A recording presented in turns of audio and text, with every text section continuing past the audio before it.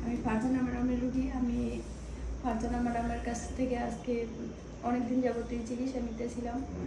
আমার চিকিৎসার আমি কনসেপ্ট করছি আলহামদুলিল্লাহ 5 মাস। এর আগেও আমার একটা বাচ্চা আছে।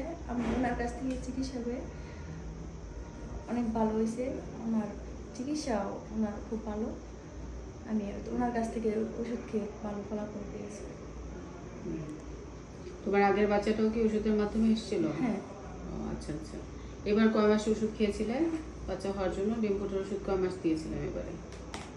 এবার ম্যাডাম বেশি না, 3 মাস ওষুধ। 3 মাস ওষুধ খাওয়ার পরে বাচ্চা আসছে। আচ্ছা আচ্ছা, আপনারা দেখলেন তো ওনার গর্ভে সন্তান আসছিল না।